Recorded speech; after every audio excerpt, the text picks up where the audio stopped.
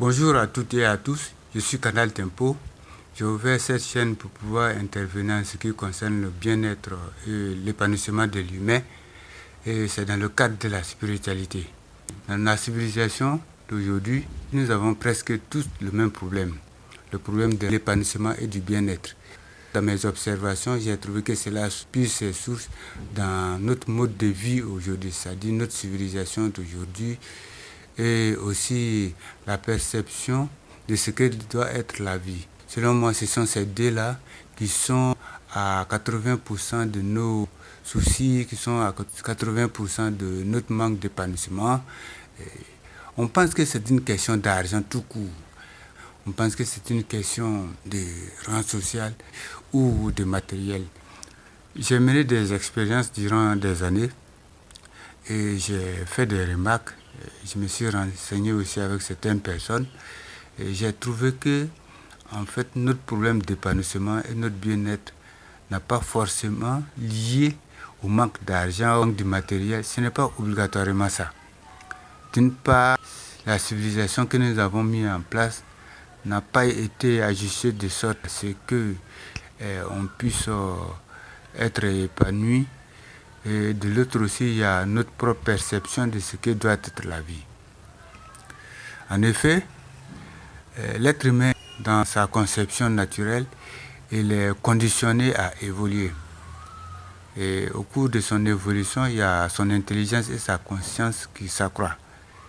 Mais aujourd'hui, ce qu'on constate, lorsqu'on a évolué et que nous sommes arrivés à l'invention donc du matériel, d'ailleurs, ce qu'on a commencé à insérer dans notre façon de vie, qui a modifié progressivement notre façon de vie, jusqu'à aujourd'hui, on a développé le matériel de façon exponentielle. On pensait que ça allait pouvoir résoudre le problème de l'épanouissement et du bien-être. Mais on a constaté que plus la vie est régie par le matériel, plus de nouveaux soucis apparaissent. Donc, j'ai personnellement pris mon temps pour voir qu'est-ce qui était à l'origine de ça. Personnellement, j'ai été confronté à ça. Parce que tout jeune déjà, je bossais dur et la situation était déjà bien partie. Mais j'avais constaté, plus j'accumulais de l'argent, plus je devenais triste, plus je n'étais pas tout à fait épanoui. Donc, quelques années plus tard, j'ai essayé de chercher qu'est-ce qui était à l'origine de cela.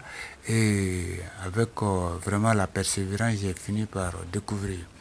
En fait, l'homme est d'abord naturel et il est conçu par quelque chose qu'on ne peut pas déterminer. Donc, on dit Dieu, d'autres disent l'existence, d'autres disent la vie. Appelons ça comme on veut, mais quoi qu'il en soit, l'humain puise ses origines quelque part, et certainement par une force intelligible. Donc, cette force intelligible, dans mes investigations, j'ai découvert que l'homme n'est pas que matériel. De nos jours, quand vous êtes né et vous n'avez pas eu la chance d'accéder à une éducation profonde, vous avez la tendance de croire que l'épanouissement, le bonheur de l'homme est rattaché qu'au matériel, qu'à l'argent, qu'au prestige. Mais en réalité, il n'en est pas le cas. Et moi, j'ai pris le temps de vérifier toutes ces choses pour en savoir mieux. Et au jour d'aujourd'hui, je suis à mesure d'apporter ma modeste contribution en ce qui concerne ce domaine-là. Et donc, c'est pour cette raison que j'ai mis en place cette chaîne afin de pouvoir intervenir. Et mon intervention va aussi profiter à d'autres personnes. Donc, voilà ce qui se passe. L'humain est une créature 100% naturelle en lui-même. Et dans notre conception, on a été créé et conditionné pour pouvoir évoluer continuellement. Et au cours donc de cette évolution, en tant qu'une créature naturelle dans laquelle une conscience et une intelligence ont été intégrées, cette conscience et cette intelligence aussi n'ont pas cessé de croître. Au fur et à mesure où le temps passe, quand l'humain se conforme à un certain nombre de règles, automatiquement, ce conditionnement d'évolution qui contribue à son épanouissement et son bien-être commence à se réaliser. Et au fur et à mesure où cela se réalise, il y a aussi sa conscience et son intelligence intégrée qui se développent. Et c'est dans ces développements de conscience et d'intelligence que nous sommes parvenus à accéder à la science et à la technologie. Il faut dire d'abord qu'au cours de notre évolution, en tant qu'individu, on vient d'abord dans une famille et à partir de cette famille, on découvre d'autres relations qui forment donc le collectif et après on découvre qu'on appartient à une communauté et après donc la communauté au final on arrive à la société. Donc la société à laquelle on appartient, dans la naïveté, on commence par croire qu'il faut vivre en fonction de ce qu'on voit, en fonction de ce qui est tape à l'œil. Or en réalité l'homme a une autre façon de vivre. Donc toutes ces étapes d'évolution, bien avant que nos intelligences accèdent à l'invention du matériel par le biais de la science et de la technologie, il faut dire qu'on s'était déjà organisé en société. Donc l'individu, il était dans la société. Et en tant qu'une créature naturelle qui est conditionnée à évoluer, moyennant la considération d'un certain nombre de principes, il évolue de la famille, le collectif, passant par la communauté pour arriver donc à la société. Donc la société qui s'organise en civilisation. Bien avant qu'on accède au matériel, à la science et à la technologie par le biais desquels nous avons inventé le matériel que nous avons intégré dans notre façon de vivre pour en faire une civilisation d'une vie moderne aujourd'hui, il faut dire que certaines des civilisations sont passées avant, c'était complètement naturel. Donc il y a eu des sociétés qui se sont organisées dans un monde pleinement et entièrement naturel. Et donc comme on a évolué, nous sommes arrivés à l'invention d'outils matériels que nous avons progressivement intégrés dans notre façon de vie. Donc cela a fait appel à un changement de mode de vie. Et c'est ce qu'on appelle aujourd'hui le monde moderne. Alors donc ce monde moderne n'a pas apparu tout d'un coup. Dans un premier temps, les sociétés ou les civilisations ont vécu dans un environnement pleinement et entièrement naturel. Et le fait que nous sommes arrivés à l'outil artificiel que nous avons commencé à intégrer dans notre façon de vivre, ce qui est une très bonne chose parce que ça nous a permis de pouvoir nous octroyer du confort, de la facilité et aussi de la rapidité en ce qui concerne l'accès aux résultats. Par exemple, les moyens de déplacement. Autrefois, bien avant la technologie, les moyens de déplacement étaient marche à pied ou une monture comme l'âne ou le cheval, le dromadaire, le chameau ou l'éléphant et autres, bon, bref, les animaux. Donc auparavant, dans les civilisations pleinement et entièrement naturelles, les moyens de déplacement étaient donc à pied ou des animaux comme monture. C'était pas trop confortable et c'était pas aussi rapide. Mais avec l'invention des moyens de déplacement artificiels aujourd'hui, tels que les véhicules, les vaisseaux maritimes, tout comme aériens, le déplacement est plus confortable, plus rapide et donc plus facile. Il faut aussi dire en ce qui concerne le transport des cargaisons, avec aujourd'hui les moyens que nous avons, nous arrivons à déplacer d'un point à un autre des cargaisons dont l'importance est suffisamment supérieure à ce qu'on pouvait faire auparavant dans les civilisations naturelles. Et donc, on avait cru qu'en inventant le matériel, on serait épanoui. Et je crois que ce n'est pas faux de le penser. Mais le problème vient du fait du mode d'emploi. Comment est-ce qu'on utilise le matériel? Quelles sont les règles que nous avons mises en place pour régir le matériel? Quels sont les enjeux que nous avons mis en place pour régir notre société? Aujourd'hui, la société est régie par le capitalisme et c'est ça qui est l'origine de suffisamment de souffrance pour les uns tout comme pour les autres. Ceux qui en ont beaucoup en souffrent, ceux qui n'en ont pas beaucoup en souffrent, à des différents degrés en tout cas. Mais quoi qu'il en soit, personne n'est véritablement épanoui. J'en ai fait l'expérience, comme je l'ai dit, lorsque j'étais tout jeune, j'ai travaillé dur et j'avais suffisamment d'argent en fonction de mon âge. Et par rapport à tous mes camarades, j'ai été le seul qui a pris mon indépendance. J'ai pris mon indépendance avant eux, mais j'avais remarqué que je n'étais pas épanoui. Plus j'accumulais de l'argent, plus c'était bizarre, je n'étais vraiment pas épanoui. Et j'avais fini par chercher à savoir qu'est-ce qui est à l'origine avec les renseignements de gauche à droite. Finalement, j'ai pu découvrir. Donc, comme je l'ai dit tantôt, on est créé tout à fait naturel. Et on a en nous des astuces qui sont inclus, qui, pour nous profiter, ont besoin d'obéir à des principes. Ce sont ces principes, quand on ne les connaît pas et qu'on ne les applique pas, quel que soit ce dont nous disposons comme matériel sur Terre, on n'est pas épanoui, on n'est vraiment pas dans le bien-être. Et du coup, on ressent de la tristesse, on est angoissé, on est anxieux, on est parfois même peureux. Un certain nombre de choses qui nous empêchent d'être heureux, qui nous empêchent d'être épanouis. Donc, j'ai fait des recherches et j'ai découvert cela. J'ai trouvé que ce n'est pas l'accumulation du matériel, ce n'est pas l'accumulation de la fortune financière qui nous permet d'être épanouis, d'être dans le bien-être. Mais dans la civilisation d'aujourd'hui, pour vraiment acquérir le bien-être, pour quelqu'un qui veut être dans la société d'aujourd'hui, pour avoir le bien-être, j'ai trouvé qu'il faut combiner les deux. C'est-à-dire qu'il faut privilégier une part de la dimension naturelle donc de la vie et de l'autre part, il faut privilégier aussi une partie de la dimension artificielle donc, de notre monde. Voilà ce que j'ai trouvé comme résultat. Et donc j'ai voulu le partager avec les uns et les autres.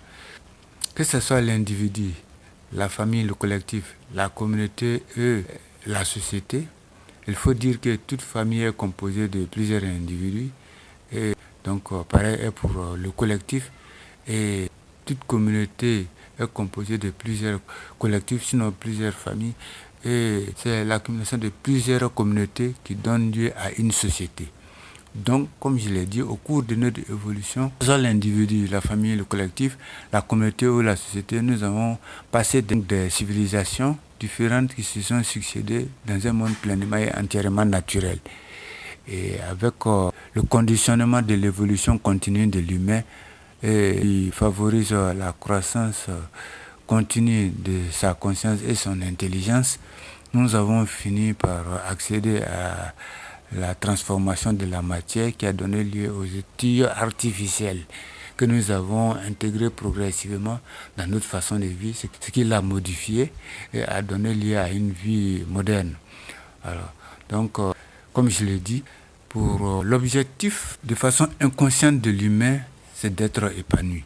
L'objectif de façon inconsciente de l'humain, c'est d'être dans le bien-être. Alors, ce qui va nécessiter la santé c'est un truc naturel, mais une fois on a la santé, en principe, on devrait pouvoir être heureux. Une fois on a la santé et qu'on dispose de ce dont nous avons besoin, en principe, nous devrons être heureux. Mais on a constaté qu'on est en bonne santé et on a le plus souvent des choses auxquelles on n'avait même pas espéré, mais on n'est toujours pas épanoui, on n'est toujours pas dans le bien-être, le bonheur n'est toujours pas tout à fait au rendez-vous. Alors, ceci veut dire que la valeur de l'humain est immesurable pour le moment. Nous ne savons pas quelle est la valeur de l'humain, puisque même avec l'accumulation de la fortune, l'humain sent toujours qu'il n'est pas heureux, qu'il n'est pas satisfait. Puisque avec l'accumulation du matériel de façon exponentielle, l'humain sent toujours qu'il n'est pas tout à fait épanoui, il n'est pas satisfait. Donc, pour être satisfait, il y a ces astuces naturelles avec lesquelles nous avons été créés et avec un conditionnement d'évoluer qui nécessite la considération d'un certain nombre de principes. Quand ces principes sont connus et respectés, alors l'homme d'abord prend conscience de son existence, de sa vie et de l'environnement qui l'entoure. Et donc avec déjà ce dont il dispose, il commence à s'épanouir. Donc il commence à sentir quelques satisfactions. Le matériel et les finances tout court ne pourront jamais épanouir l'homme, ne pourront jamais le conduire à la satisfaction. Pourquoi? Parce que la valeur de l'homme est largement au-dessus de tout ça. Vous allez accumuler tout l'ornement de la vie, tout l'ornement de notre monde, remettre à d'une seule personne, le bonheur sera que momentané. Cette personne, quelque temps plus tard, sentira qu'elle est triste. Et cela est dû au fait, les astuces naturelles incluses en nous, qui sont faits pour nous faire évoluer continuellement dans la considération d'un certain nombre de principes. Une fois cela n'est pas respecté, du coup, l'humain perd son sens Et rien d'autre au monde ne peut combler cela. Alors, ça c'est pour la considération de la dimension naturelle de la civilisation d'aujourd'hui. Maintenant, en ce qui concerne la considération de la dimension artificielle de la vie d'aujourd'hui, ça c'est la société. En effet, pour quelqu'un qui veut être dans la civilisation d'aujourd'hui, est appelé à intégrer une partie du matériel. Sans quoi, le manque de cela finira par rendre la personne triste. Pour nous qui sommes nés dans ce monde moderne, qui sommes éduqués avec ces réalités artificielles, le retrait d'un de ces outils artificiels conduira aux pertes d'épanouissement également. Donc, d'une part, les deux dimensions qui composent la vie d'aujourd'hui ont besoin d'être localisées différemment et les ajuster de sorte à ce que leur utilisation soit faite dans l'équilibre pour permettre l'épanouissement de l'humain, et ce qui va lui permettre de se sentir satisfait plus ou moins. Et pour cela, j'ai réfléchi, j'ai expérimenté et j'ai mis en place quelque chose que j'ai appelé Canal Tempo. En effet, le Canal Tempo, le nom Canal Tempo d'abord, vient de l'association de deux noms. Le premier, c'est le mot canal et le second, c'est le mot tempo. C'est quoi un canal? Un canal, c'est une délimitation sur une distance pour permettre le passage de quelque chose. Et c'est quoi le tempo? Le tempo, c'est un son bref qui revient avec une régularité pour permettre de mesurer la cadence ou la teneur d'un son musical ou vocal. C'est ça un tempo. Alors, donc, comme déjà j'ai donné un peu la part des deux dimensions, la dimension naturelle et la dimension artificielle qui se combinent au jour d'aujourd'hui pour former le monde moderne, alors j'ai dit le processus d'évolution de l'humain, de l'individu jusqu'à la société, certaines des civilisations que les sociétés d'avant ont mises en place ont été pleinement et entièrement naturelles. Et le fait donc de notre évolution, lorsque nous avons accédé à l'invention de l'outil artificiel et que nous avons commencé à intégrer progressivement dans notre façon de vie, cela a modifié donc notre façon de vie d'aujourd'hui. Donc, du coup, les deux sont indispensables, mais il faut savoir les utiliser. Comme j'ai dit, Canal Tempo, c'est une façon de penser qui permet de mettre en place pour un individu, pour que l'individu sache à quoi s'en tenir naturellement et également à quoi s'en tenir artificiellement. C'est-à-dire, quels sont les outils qui sont dans la dimension naturelle qui nous compose, avec lesquels il doit faire sa marche dans la civilisation d'aujourd'hui, qui doit être combiné avec les outils de la dimension artificielle pour pouvoir mener une vie plus ou moins épanouie. Donc une vie qui va lui permettre plus ou moins de bien-être. Dans ce sens que j'ai pensé Canal Tempo. Donc Canal Tempo, d'abord, il faut dire que les outils naturels, tout comme les outils artificiels dont l'individu a besoin, qu'il doit combiner pour pouvoir mener une vie épanouie au jour d'aujourd'hui, je les vois comme quelque chose qui est de passage. Et donc il faut en prendre. Donc ce truc qui est de passage, comme une matière qui est de passage, alors le canal par lequel ça doit passer est le canal de Canal Tempo. Et le tempo de Canal Tempo permet d'abord mesurer ce flux qui passe, c'est-à-dire la combinaison entre les outils de la dimension naturelle qui nous compose, y compris les outils de la dimension artificielle qui nous compose, qui doivent être combinés pour vivre. Donc le canal permet le passage de ça. Et le tempo lui permet de mesurer et de contrôler le flux donc, des deux. Donc vous voyez, le canal pour permettre le passage donc, de cette matière et le tempo qui est un moyen de vérification, de mesure et de contrôle. Donc le canal qui permet le passage donc, de ces deux matières combinées et le tempo est un système, donc une force qui est faite pour le mesurer et le contrôler, pour éviter que ce soit plus d'une part, que ce soit moins d'une part, ou si ça doit baisser d'un côté, il faut que ça augmente de l'autre. Voilà. Donc, quand on fait référence à ça, les deux dimensions, puisque nous étions dans un monde pleinement et entièrement naturel, nous avons traversé plein de civilisations dans ça, et qu'aujourd'hui, nous avons une dimension artificielle qui est là, qui est indispensable aussi.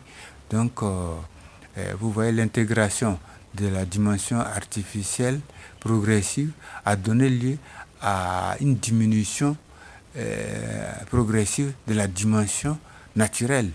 Au fur et à mesure que nous concevons des outils artificiels qui peuvent nous faciliter la vie, au fur et à mesure qu'il y a eu accroissement des outils artificiels, en contrepartie, il y a eu une réduction des outils de la dimension naturelle.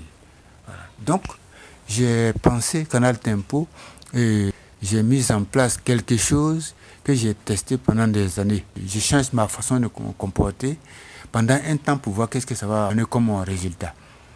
Et donc cette dimension naturelle dont je parle avec ces outils, j'ai appliqué certains et puis je vois qu'est-ce que ça va produire sur ma personne comme résultat. Comme j'ai compris, donc je suis arrivé à un certain nombre de choses. Donc ça a été pareil pour les outils artificiels. Donc aujourd'hui, Canal Tempo part sur la base de 50-50. Ça c'est pour quelqu'un qui veut rester dans la société moderne.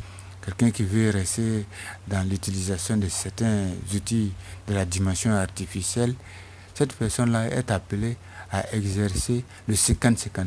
50 pour conserver 50% des outils de la dimension naturelle et à cela il faut ajouter le 50% des outils de la dimension artificielle. Maintenant, en dehors de cela, de part et d'autre, l'on peut augmenter, mais la marge de manœuvre est de 25. Donc 50 pour la dimension naturelle et 50 pour la dimension artificielle comme base. Et si vous augmentez les outils artificiels à 60%, donc du coup, la dimension des outils naturels va se voir se réduire à 40%. Et donc, puisque la marge de manœuvre, c'est-à-dire à partir des 50-50 de part et d'autre, l'on peut augmenter jusqu'à 25%, ce qui va donner le total de 75%. Ça dépend du côté où l'on aura choisi de faire l'augmentation.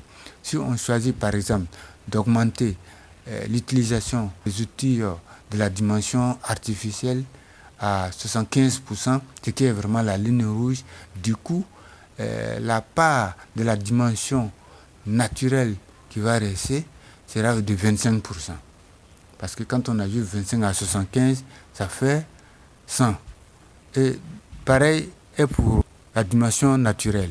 Pour quelqu'un, par exemple, qui décide de mener une vie d'une semaine, d'un mois, ou bien d'un an ou de 3 ans, en amplifiant la dimension naturelle à 75%, du coup, la dimension artificielle va se voir réduite à 25%. Ça, c'est pour quelqu'un qui veut rester dans la civilisation. C'est des choses qui se font. On voit, il y a des gens qui font des sorties pour aller dans la nature. Il y en a qui font des sorties pour aller dans les adorations et autres, par-ci, par-là, pour aller faire les rituels. Tout ceci sont des moments où on fait la réduction des outils artificiels. L'utilisation des outils artificiels se va réduire en ce moment, mais à une mesure, pendant que l'utilisation des outils naturels se va augmenter en ce moment. L'on peut décider de le faire une journée, une semaine, durant une journée, durant une semaine, durant un mois, ou des années, ça dépend. Ça dépend du choix de l'homme, quoi. Mais quoi qu'il en soit, tout ceci contribue à nous permettre d'être plus épanouis et d'être plus dans le bien-être. Tout ceci contribue à nous octroyer des moments de bonheur, alors, ce qui mène à des sentiments de satisfaction. Et quoi de plus normal pour un être humain d'être satisfait? C'est justement ça le but de tout ce que nous avons mis en place. Donc, Canal Tempo, alors comme je l'ai dit, le canal, c'est une délimitation sur une distance pour permettre le passage de quelque chose. Et le tempo est fait pour mesurer et canaliser le flux de quelque chose. Quelque chose qui est des passages. Le tempo est une force qui est faite pour mesurer cette chose. D'abord, pour mesurer son débit. Donc du coup, Lorsqu'on va sur la base de 50% en ce qui concerne ces deux dimensions, la dimension naturelle comme la dimension artificielle, à la recherche d'une vie pour l'épanouissement. Du coup, cette combinaison va se voir passer par le canal et le tempo sera la force qui le régule, qui le mesure et le contrôle pour éviter que ça ne soit pas débordé pour aller dans le sens que l'on n'a pas prévu. Donc voici en gros ce que je voudrais dire en ce qui concerne le canal tempo. Et en ce qui concerne le bien-être de l'homme qui normalement doit faire appel à la combinaison de ces deux dimensions, la dimension naturelle et la dimension artificielle. Et je tiens encore à le préciser, la dimension naturelle dont je parle ici, ça fait appel à la spiritualité, donc à la métaphysique. Donc ça fait appel globalement à la spiritualité ou à la métaphysique. Merci.